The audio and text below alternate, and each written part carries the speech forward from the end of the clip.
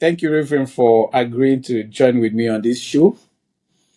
Um, we know we've stressed you so much. You're not in the country, but you have to take out time to be able to join us. We appreciate that so much. Thank you so much, sir. Thank Well, you. you're a very tenacious person, and I must commend you. You're good at what you do. Thank you, sir. And to our audience, if you're watching us now, this is the first time we're going to be having a virtual interview, and that is because of how important this interview is, and because Reverend here is not in the country. So if it is not as good, the quality is not as good as what we're used to, please understand that we're trying to learn how to do this because we can't reach everyone physically across the world. Now, Reverend, um, the first question I'm going to ask you, and I'm asking you this question not as a pastor or as a reverend, but as um, a security expert. You have said before that Boko Haram is not just a religious group, but a geopolitical project. Can you explain this in simple terms Nigerians can understand? Okay. The Boko Haram, first of all, the word Boko Haram was a Western coinage. They didn't call themselves Boko Haram. I think it was in that explosion in 2008 that the world called them Boko Haram. What are they? Now, for many years, the Kanem were never violent towards Christians, the Muslims. But all of a sudden, some of them went for training and came back to establish camps, just like the cell group structures of the Pentecostal churches for growth. One of them became very prominent. That's Yusuf's group in Maiduguri. But beside that one, there were many, much more than that. Some of them fizzled out, some of them didn't prosper. So, in short, what we're dealing with is just a cell group based on a template, not just regional, but global. The template was designed by, was perfected by Osama bin Laden. It's not Usman Danfodio continuation. If it was Usman Danfodio continuation, the Kanembus, Muslims, are very friendly to Christians. Go and check it. They had Christianity almost 300, 400 years before Usman Danfodio brought his own version into our territories. So what you're seeing is a network of cells that whether it is the Fulani you're talking about, whether it's the Ansaru, Lakurawa, and Co. Behind it is what they call ISWAP. And ISWAP developed out of ISIS. And what you're calling ISIS actually is just a project, a hydra. That's what it is. It has a military arm. Let me use a pastoral language to describe it. You are looking at a dragon with several heads. In Revelations 12. One head is in education, one head is in politics, one head is in governance, one head is in entertainment, one head is in your culture. Look, there has multiple heads and one tail that is destructive. So that tail is the violent part that you have seen. But before the violent part came, they first prepared the ground. The Hydra is a new war form. You may not recognize it, but your country may have started being at war when they are penetrating government, education, your law, your constitution. All those things are being penetrated simultaneously, and that can go on for 30 years, 40 years before they start being violent. In Nigeria's case, some Nigerians visited Osama bin Laden while he was in Sudan, while he was cooking up this plot, and they put it into motion then. So whether it is your banking institutes, your economic institutes, your military, they are all been positioned over the years at different levels of indoctrination. For some people, the indoctrination is very heavy. For some, it's just based on sentiment. So some is brainwashing. So it's a very sophisticated, patient, cruel, totally devoid of pity. It wears a religious cover. It's not religious, it wears a religious cover. When I used to say this 10, 15 years ago, people say, what do you mean? I said, because it will kill any Muslim. Anyone who will not bow for the beast. Anybody who will not aligned with its objectives, but it uses the Islamic religion. That's why they call it Islamism, not Islam. So if people could understand this simple difference, it will help us, because if you don't diagnose a disease properly, you can never have a good prescription to cure it. I hope that's simple enough. You know, when Goodluck Jonathan was still in power, I could remember he made a statement that I believe most people have not really paid attention to. There was a time he said that the terrorists or terrorist sympathizers have infiltrated his government.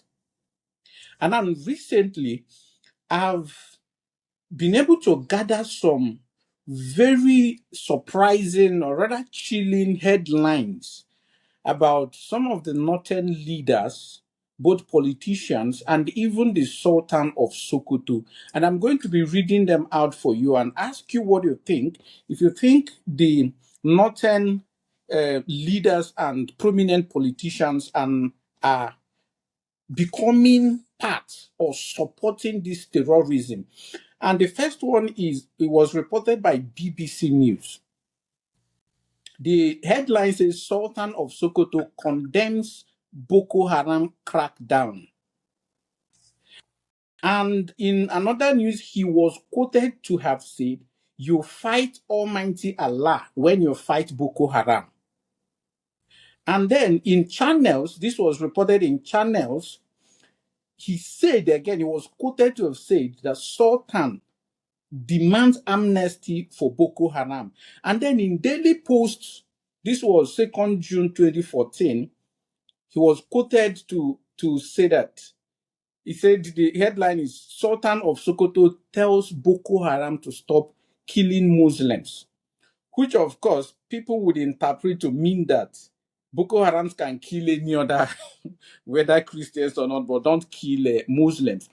And then people have also linked the fact that he was a senior military attaché, a brigadier general to a Nigerian embassy in Afghanistan, where of course we all know that is the headquarters of some of these terrorist groups. Now, beyond the Sultan of Sokoto, in 2013, Muhammadu Buhari, when before he even became a president, was quoted to have said that the military offensive against Boko Haram is anti-North. He attacked Jonathan then because of the state of emergency that was declared in Borno, Yobe, and Adamawa state. Now and again, the former governor of Kaduna State, Nasir El-Rufai, was also quoted to have openly admitted that his government traced violent Fulani herdsmen outside Nigeria and paid them to stop killing people in southern Kaduna. He went on to say that as a Fulani governor, he had no problem paying compensations to them. Now, going on, Issa Pantami, which is one of the prominent political figures in the north, who later became the Minister of Communication. And of course, I believe a lot of people do not understand how the power invested on the Ministry of Communication, how vital their role is in play in fighting or aiding the fight against terrorism. This, he was said that he described Boko Haram fighters as our Muslim brothers, and complained that they were being killed like pigs. And then again, the current Minister of Defense for States, Bello Matawale, was quoted to say that not all bandits are criminals. He went on to insist that some picked guns because vigilantes wronged them. And his head later came out and made some very serious allegations. I'm trying to give you all these pictures so that you can answer, sir. When his head came and made some of those allegations that Bello, when he was governor of Zamfara State, he used to harbor these terrorists in his government house. In fact, at some point, he said they bought about, I think, 120 Toyota Hilux for them, and even bought rusted cattle for them. And this Bello Motawale is now the current Minister for Defense in Nigeria where we're supposed to be fighting terrorists.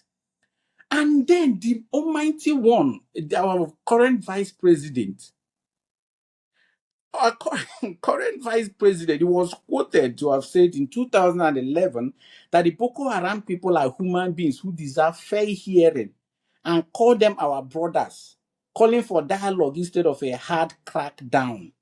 And then this same man, the prominent Boko Haram fighter, Kabiru Sokoto, who bombed the Catholic Church, was later caught in his governor's lodge in Abuja after escaping police custody.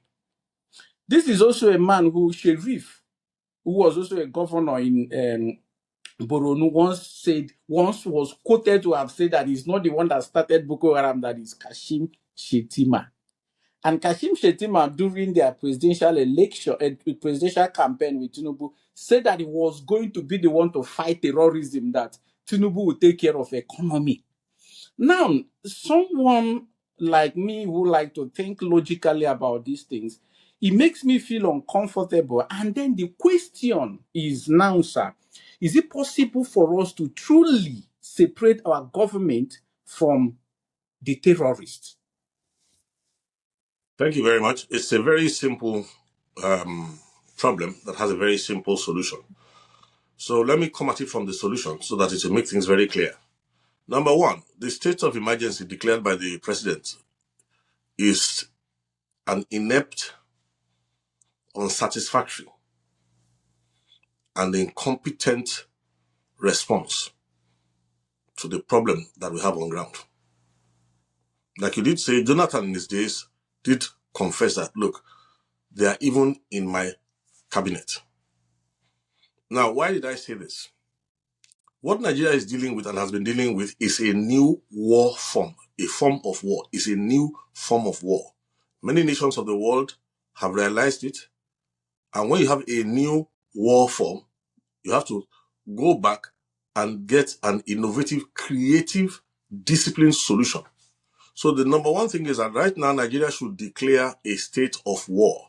If not, the question you have asked can never be dealt with. Now, in dealing with this, one of the most powerful parts of a state of war is the war of narratives. You see, the new war form, in the olden days, wars were fought from the head. In the new war form, people are fighting from the heart. So even if you use military to defeat the so-called quote insurgents, who are really just terrorists, if you defeat all of their activities, including all the opportunistic kidnappings, everything that you see was generated by them deliberately in a new war form that collapses countries from inside. You see? So one of the most important things is the war of narratives. And what is the war of narratives? That you head for the hearts of people. Now, let me say this as the answer to the question you just asked. We have to approach that question with a lot of wisdom, or else this country will burn. A lot of people are loyal to positions, not even the personalities involved. So you don't talk about the Sultan of Sokoto lightly in northern Nigeria. The reason why Gumi is enjoying himself, in 1962, his father, Sheikh Gumi, who used to be the Grand Cadi of northern Nigeria and the Grand Cadi of Kaduna, and you know how important Kaduna is in Nigeria's history. So this is a man who set up a network of influence that is formidable. So when his son inherits that network of influence, when you're going to handle the son, you need a principled leader. You need a courageous leader. You need a wise leader. To do what? Let me put it like this. In the earlier years, the British left us with a foundation that was based on divide and rule. The division between Christianity and Islam was used to create permanent chaos in the country. We were set at loggerheads. In 1958, Professor G.N. Anderson led a group of scholars. They went and taught some countries. The former Chief Justice of Pakistan, the Chief Justice of, I'm trying to remember which country it was, these are Islamic nations, were all part of it. The only Christian on that panel was one Achimugu from Kaduna. They came up with what they call the penal code. But immediately we started, The Gumi by 1962 started what they call Jamaatul Nasrul Islam, whose objective was to overrun Christianity, but not with violence. Okay? So you have the old narrative, the Usman Danfodio narrative. Now, when Gumi saw that they were not violent enough and they had lost zeal, just like the Pentecostal revival, he saw that the Jamaatul Nasrul Islam was not. He now went in 1978, I think it was, when he started what they call the Izala Bidawa Ikabatus, whatever. Izala is what they are called. Izala became very violent. People like Pantami Anko, I think, were first and foremost. I mean, they used to have their tafsirs where they used to argue about all these things.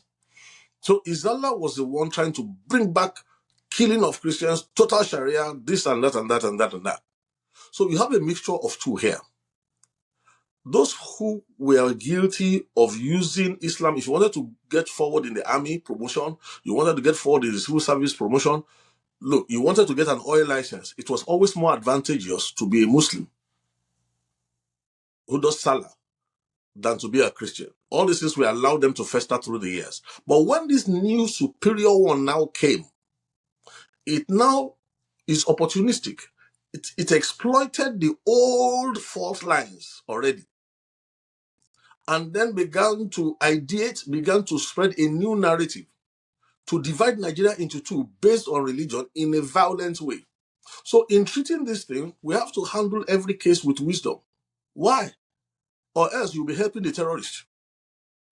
The terrorist objective is to find an army within Islam, even though it is not Islamic.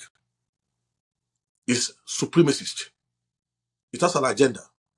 But by dividing the country into two, you have already collapsed the country.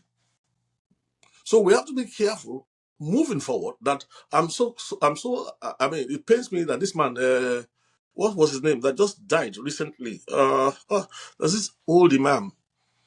I remember his name. Bauchi, something Bauchi. They used to call him something Bauchi.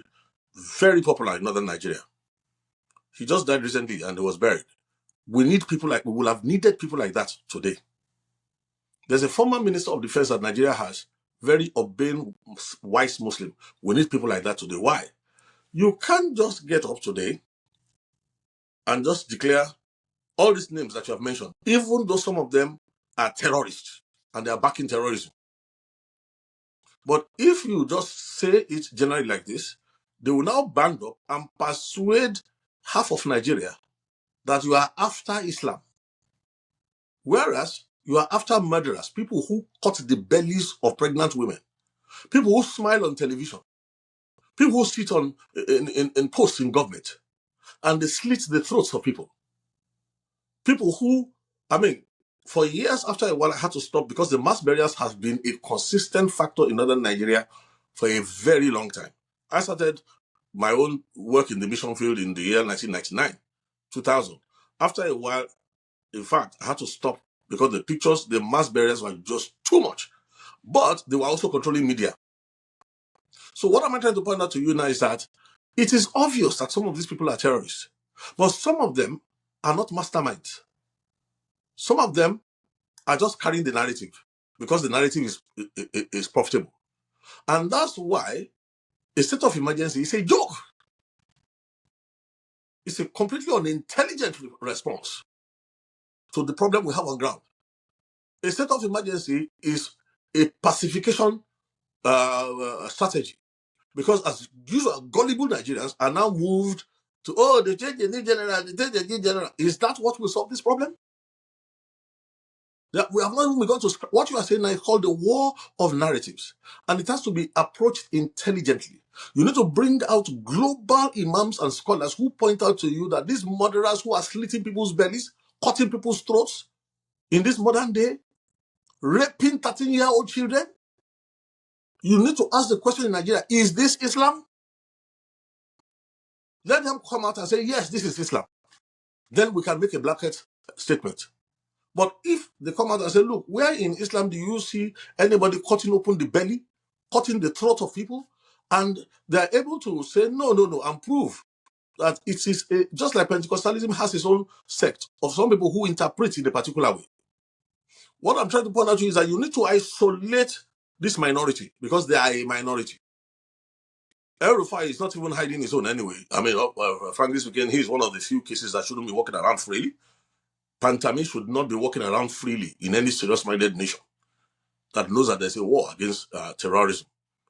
Now, more than that, there are other people who have been in government who killed people. Remember the case of Gideon Akaluka in Kano. Are you trying to tell me that the people who facilitated the killing of Christiana Oluwashesi in Gombe, the governor who prevented the courts from sitting, are you saying to me that if we are able to establish this war of narratives and win it properly, then it becomes easy? If the Sultan is found to be complicit, then we have a proper moral legal ground. I didn't say he's complicit. If he's found, based on what I'm saying, to be complicit, as easy as Abacha removed one of the earlier sultans, is the way we will deal with this issue.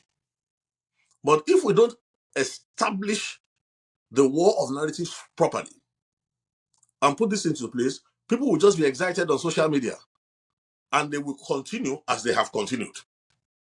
So the state of emergency is a weak, insipid, it is a flabby, it's a totally inept response to the lives of people that are being slaughtered on a daily basis. We shouldn't take this any longer. I don't blame them. I blame the church. We are the light of the world. We are the salt of the earth. If, like Ajayi Crowther in his days, who did due diligence, in Ajayi Crowther's days, he was kidnapped by Fulani in 1821. So better know that this is a very old narrative. So when you hear that Fulanis are involved, the Hydra is opportunistic. It exhumed the old Fulani narrative, blew it up, and then supplied modern ammunitions. In the old narrative, they only used daggers, clubs, things like that. And they had even stopped killing people. Ajayi Crowther was kidnapped by Fulani in 1821. It didn't stop him when the frigate was intercepted, the British frigate was intercepted. He was taken to Sierra Leone. He became a Christian. He was ordained a minister. He came back to what is Nigeria today to prepare for Nigeria. And while he came to prepare for Nigeria in the early 1840s, he had a meeting with the Fulani warlords who were doing the kidnapping and all the slavery. King one Sumozaki and Dasaba, his half-brother. He went to their war camp. He saw the slaves. He saw the Christians. He saw the people who were, and he negotiated with them until he was able to establish a mission field. What am I saying? There was no cowardice in Ajayi Crowther. Can we say the same for church leadership today? 30 pieces of silver, speaking from both sides of the mouth.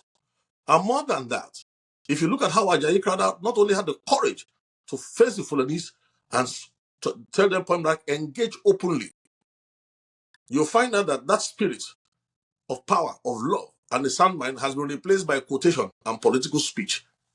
You see, coming from pulpits. So at the end of the day, I think Nigeria should hold the churches responsible. God did not say that the politician is the light of the world. He did not say President Tinubu is the salt of the earth. But if the salt loses its saltiness, then the country has become fair game for anybody.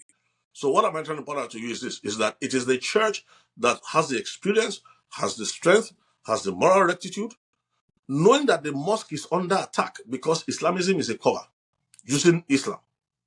The church needs to stand now and compel the president to do what is right. The war of narratives must swing into place. Let me tell you something. They will collapse us from within the way we are still going. The way we are still going, clapping, somebody said he has cancer, you give them Paludrin. And then you are rejoicing. How does Paludrin cure cancer? Reverend, the last time Reverend Ezekiel Dachumo Reverend from Plateau State was in my studio, I interviewed him. He said something that struck a chord and it made me sad. When he was talking about the allegation by Gumi said that he buried empty casket. So when the Reverend was talking about it, the Reverend almost cried. And then he said something that, in his word, had it been I have money, that was how he said it. Had it been I have money, I would have sued Gumi. Now, when I asked him how they were rebuilding in his community and in his church, the people that have been displaced, if there have been any resources from the church, he said there was none. That as only individuals were just donating. Now, it made me sad because the top 5 richest pastors in the world are in Nigeria, from Nigeria. And CAN and PFN, of course, I understand, are very powerful organizations. And I've wanted to see if they can use their influence, power, money to be able to call the government to order. But we've not seen such thing. Is this because there are agbadu and corn in the mouth of these influential, powerful people, or everyone is just protecting their own territory without minding if other Christians in other places are slaughtered or not? Okay, let's answer this question with the gravity it requires. The gravity it requires. Because I don't know if you're a married man, but if you have a daughter who is 13 years old now and somebody abducts the daughter and rapes her continuously, I wonder what your temperament will be like, even when you are addressing your work now. You see, this is the truth. In year 2000, when there was about 5,000 plus people died, more than that actually in Kaduna, 600 and something churches were burnt. We started rebuilding churches.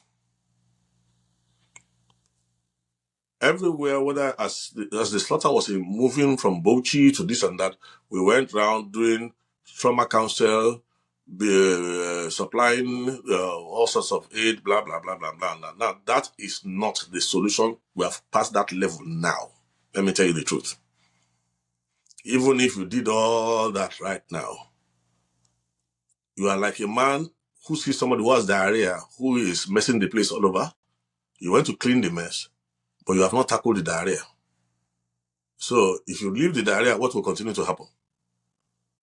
The priority right now is this. First of all, I think the leaders of Benue should be flogged publicly, including the present governor. It should be brought out and flogged publicly.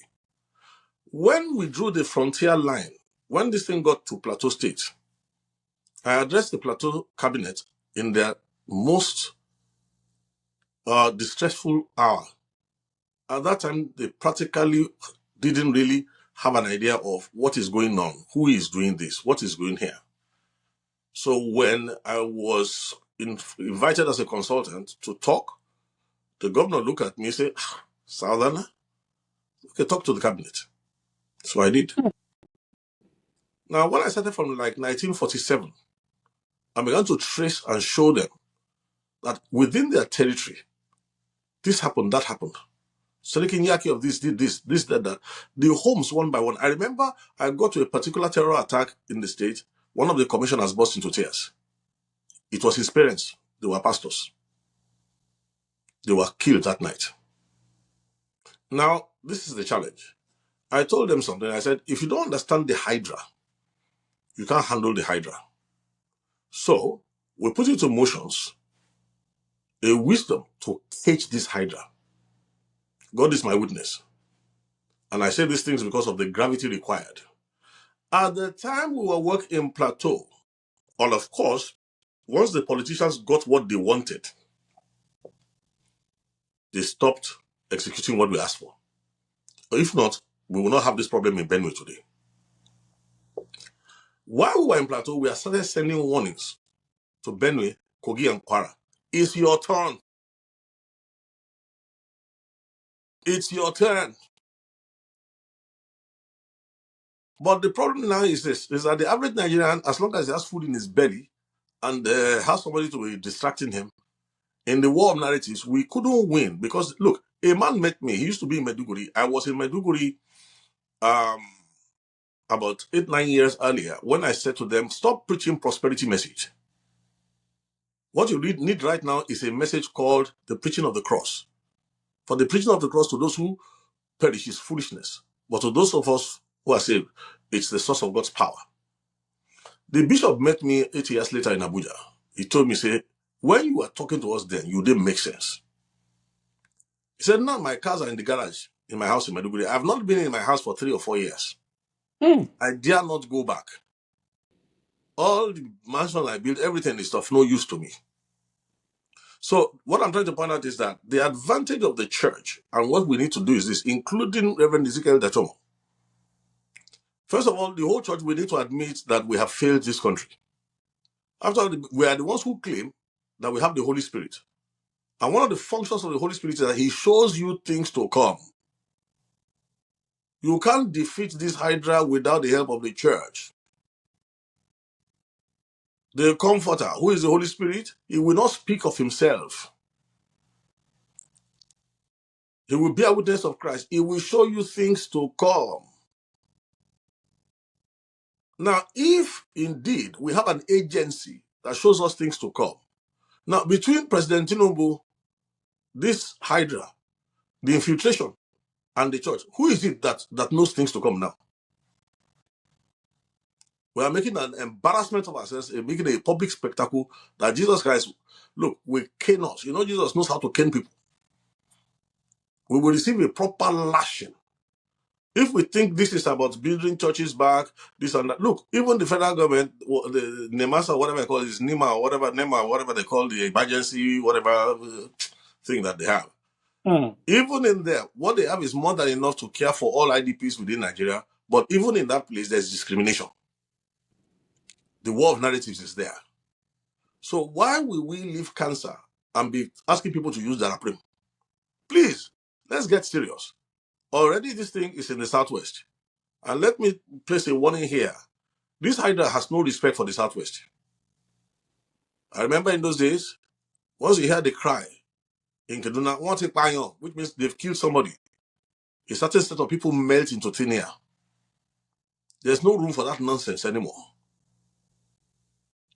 We must put on courage, throw away cowardice in the church. We must put away this evil complacency. We must embrace the Muslims on the grounds that they are created by God, just like us. We must embrace everybody and level the playing field to make everybody realize that all of us, this Hydra is our enemy. He's only using Islam as a cover. So those people you mentioned, we must find out those who have been deceived to speak on behalf from those who are indoctrinating. When we draw that line, we separate the real enemy. They are not many in number. Our country is 220-something million strong. So how can people who are less than, all of them put together are not up to 650,000? So how can they swallow our country? Except we ourselves bend our back for people to come and ride. So it's the church. The church. Look, forget about a few rogue ministers here and there who are, look, once this thing gets going, you will see how serious the church will become. I've been in meetings in Kano.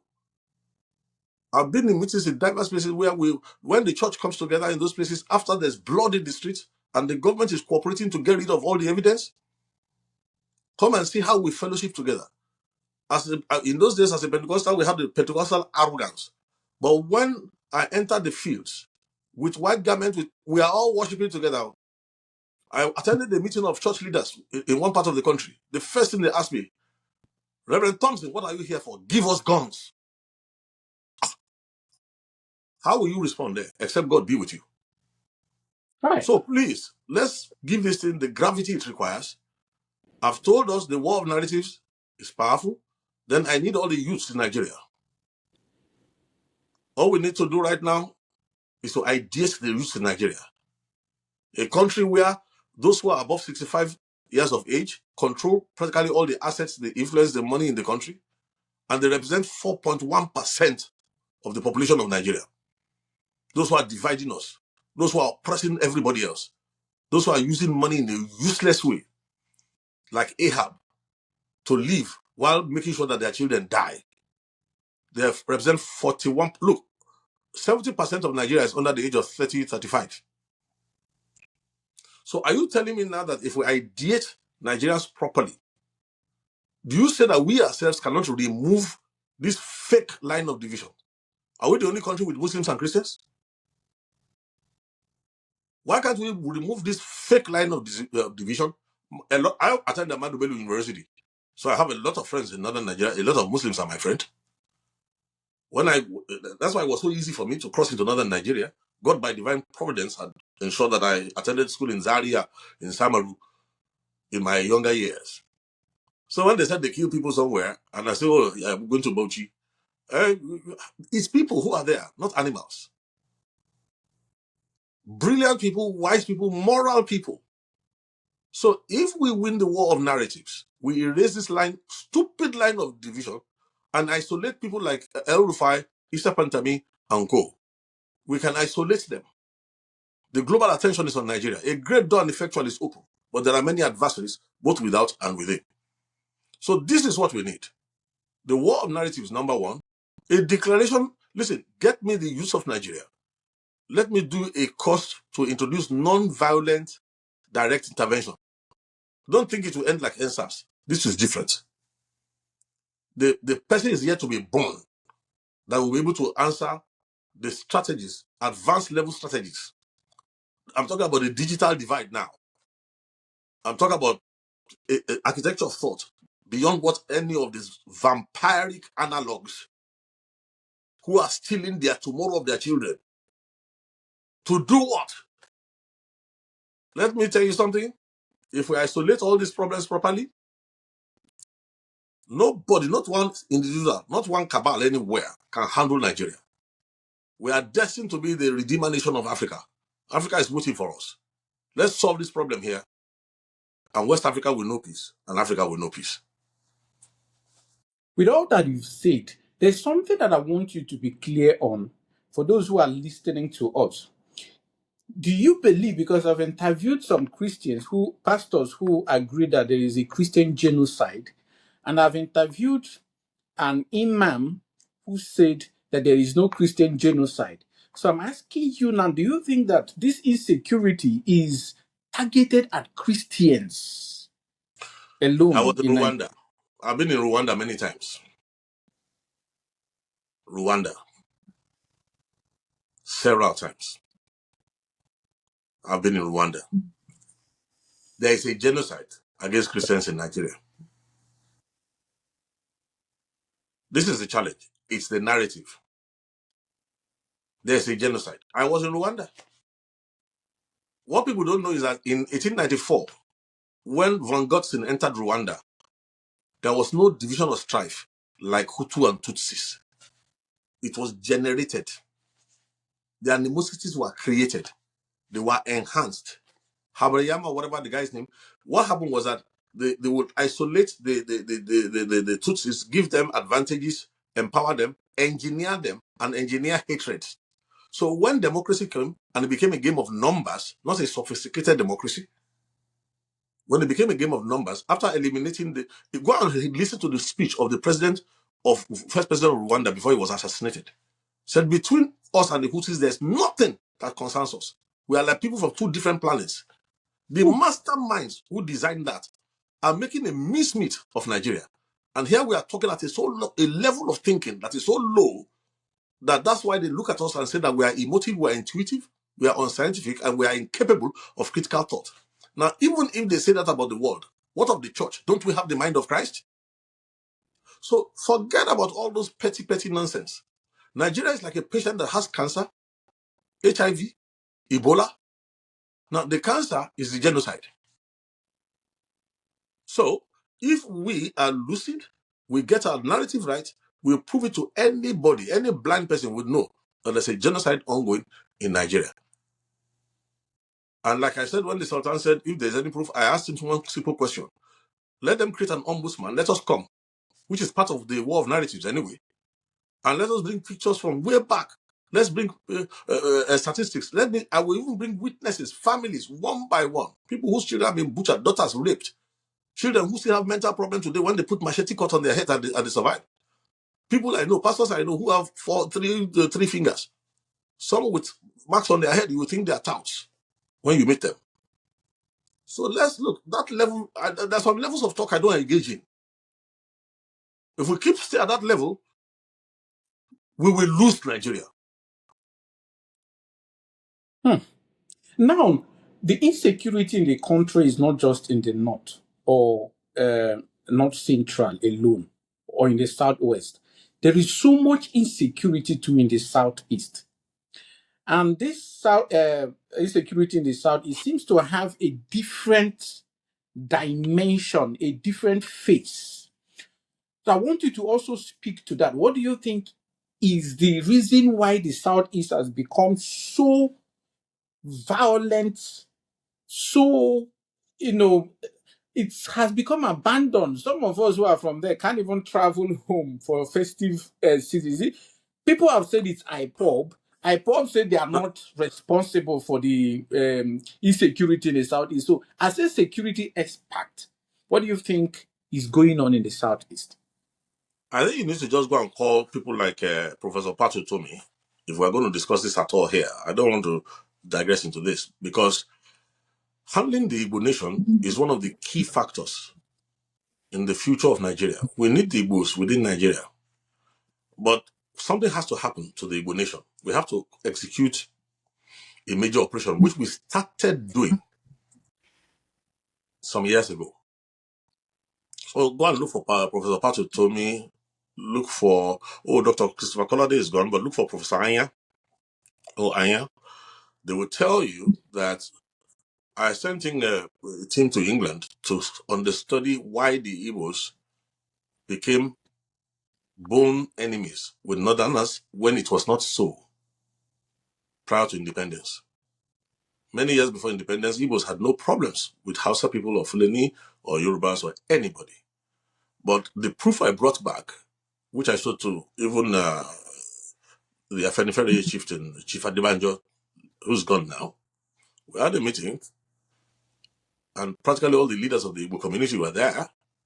The leaders of the Yoruba community were there. And we had brought in Dr. Christopher Collade and Professor Aya to chair the meeting so it wouldn't be politicians. Any person who was Ezefe, my friend, Professor George Obioso, do you know him? Yes. Good. He's late now, who became the head of Ohanese. He and I had deep discussions. He kept asking me, say, Ladi, why are you so sure that we can create a synergy? In part of the build-up towards Nigeria, we have to build the blocks step by step, phase by phase.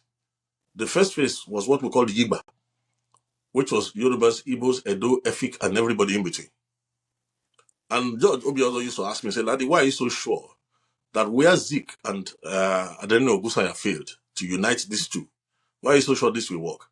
And I told him, this one is based on digital programming. The enmity between yourself and the rest of Nigeria was programmed. It's just that the African mind does not mathematize inquiry. Okay? The African mind does not mathematize inquiry. But we have done that. We took out the pains. After all the research and everything, go and find out who Oladua Ekeano is, Gustavus Vasa. That's the greatest leader Nigeria ever produced. He was kidnapped in Iseke at age 11. He wrote a bestseller in 1780 something. In 18... he wrote a bestseller that was translated to 8 languages. He is the example of the best leader Nigeria has ever produced. 12-year-old Igbo boy. Has anybody ever produced a book, a film on him? Who are the young Igbos supposed to be looking up to today? Excuse me, we have a project, and I'm still discussing because some of my friends called me from Nigeria. The project we started then, I was funding it. And when I called on the Igbo community and the Yoruba community, come together, let us fund this. This book, audiobook, must be translated to Igbo language. Let the young people listen to it. And I said we will easily reintegrate. And I said we need to have a program where we look at the concept of Biafra, the idea of Biafra, the build-up to Biafra, the event of Biafra, which is the war itself, the trauma of Biafra, about 7 issues. And I said, once we conclude that thing publicly, I'm assuring you that practically every Igbo man will see the real truth behind the animosities that were generated, just like in Rwanda. The so-called animosities that were generated that became the so-called genocide. The people who came to judge were the people who ignited the animosities. So I want the Igbo nation, and I'm making another appeal to the Igbo nation, please put on your thinking cap. The greatest leader Nigeria ever produced was an Igbo boy who was his global acclaim in leadership. There's no Igbo man, not Zeke. Nobody has ever attained to that level. How come Igbos don't know about it? Do you know the Igbo culture? He wrote that book, 1789 or something.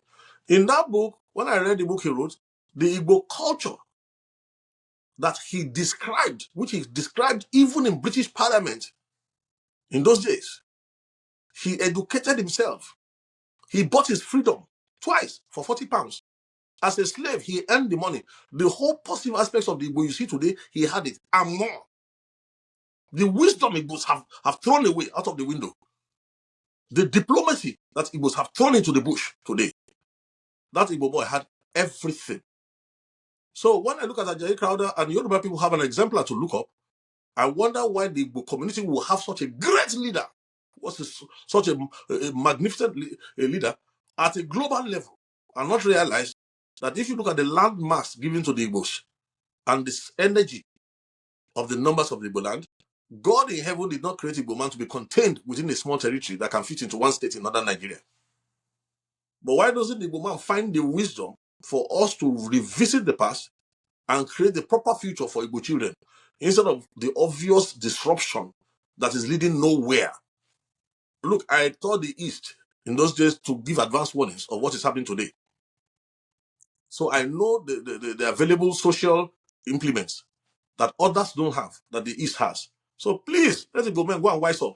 Stop all this braggadocio, all this negative nonsense that is being applauded today. And let's go back to the original Igbo enculturation that was witnessed and penned down and written down, admired by everybody all over the world when that book was written. We can't go into that now, please. Oh, thank you so much, sir. I appreciate this time. I appreciate your time. And if after publishing this video, I am not killed or arrested by some people in this country, I'm going to invite you again. Don't worry, you are the circumcision. We worship God in the spirit. We rejoice in Christ Jesus. We have no confidence in the flesh. Nobody panics us with that. Please. Yes, yes, sir. Yes, sir. I want to leave you now so that you have your rest. And please, whenever I call again, do not ignore me. I'm going to disturb you. You succeeded this time. All right. Thank you very much. God bless you for All keep right. doing what you are All right. doing. All right, Tomorrow sir. belongs to your generation. Please. Amen. Amen. Ladies and gentlemen, this is the end of the show. And thank you for watching. Please ensure you share and let us educate ourselves to ensure that we create harmony in this country because it belongs to all of us. Thank you. Love you. Bye, sir. Bye.